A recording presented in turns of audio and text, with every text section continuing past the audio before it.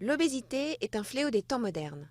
Le surpoids n'est plus l'apanage des riches pays occidentaux, il frappe aussi les populations des pays émergents, voire des pays en développement. L'indice de masse corporelle, IMC, permet de déterminer si une personne mange trop ou pas assez. Il est calculé en divisant le poids, en kilos, par le carré de la taille, en centimètres. Un indice entre 18,5 et 25 est considéré comme normal. Entre 25 et 30, la personne est en surpoids.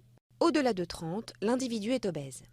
1,5 milliard de personnes souffraient d'obésité dans le monde en 2010, tandis que 925 millions d'autres souffraient de malnutrition.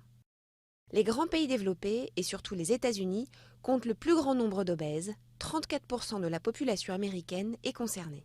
Mais parmi les pays les plus touchés figurent également l'Égypte, le Panama et l'Arabie saoudite. En Europe, plus de 24% de la population au Royaume-Uni souffre d'obésité, de même que 23% d'Irlandais, 22,3% de Maltais et 20% de Luxembourgeois. Plusieurs pays d'Europe, comme l'Allemagne, comptent beaucoup de personnes en surpoids, mais une population d'obèses plus limitée. Avec 11,2%, la France, elle aussi, est en dessous de la moyenne européenne de 15,5%. Les causes de l'obésité, que l'Organisation mondiale de la santé qualifie d'épidémie mondiale, sont d'ordre sociétal. Elles résultent d'un environnement qui met en avant des modes de vie sédentaires et la consommation d'aliments trop riches en matières grasses. Pour bien grandir, Mange au moins 5 fruits et légumes par jour. pour être en forme, Dépense-toi bien. pour bien grandir, Ne mange pas Trop gras. trop sucré. Trop sec.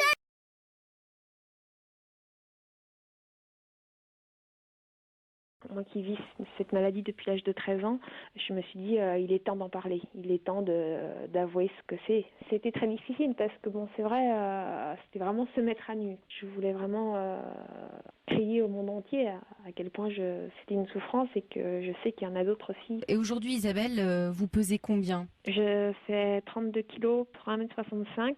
Il y a un an, je faisais 25 kilos. Donc ça n'a pas été facile, j'ai repris du poids petit à petit. Là, sur la photo, je faisais 30 kilos et là, j'ai encore repris 2 kilos. Donc je suis contente, j'espère que ça va continuer dans ce sens-là. De toute façon, maintenant, je dois m'en sortir. Et voilà, quoi, je veux être l'exemple qu'on peut réussir à guérir. Est-ce que vous avez conscience que cette campagne peut choquer? Ah oui, mais de toute façon, c'est le but. Moi, mon but, c'était justement de choquer, de dire, voyez ce que c'est la vérité. N'en arrivez pas là, parce que si vous voulez ressembler à ça, et excusez-moi, mais c'est pas ça la mode, c'est pas ça la beauté.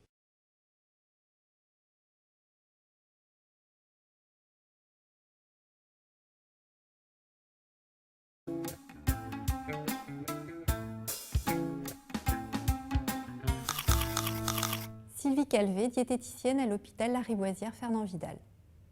Le plan national nutrition santé, appelé plus communément le PNNS, a été établi en 2001 et il a pour objectif général l'amélioration de la santé de la population en agissant sur un de ses déterminants majeurs qui est la nutrition. Donc, grâce à un consensus scientifique, il a permis d'établir un certain nombre de repères nutritionnels pour qu'il n'y ait pas simplement une transmission de connaissances, mais surtout une mise en pratique simple et pouvant être personnalisée.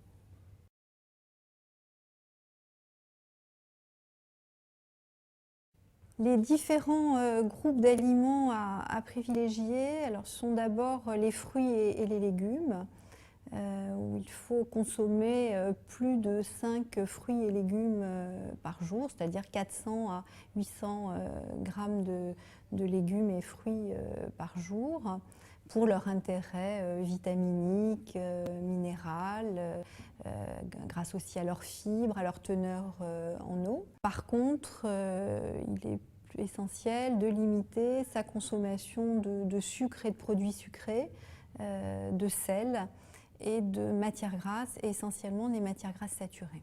Les recommandations quotidiennes en fait sont assez simples puisque c'est avant tout une question de bon sens et d'équilibre alimentaire en associant également une activité physique régulière. Il suffit par exemple de marcher d'un bon pas une demi-heure par jour ou de bricoler, jardiner. C'est déjà très utile par rapport à l'activité physique.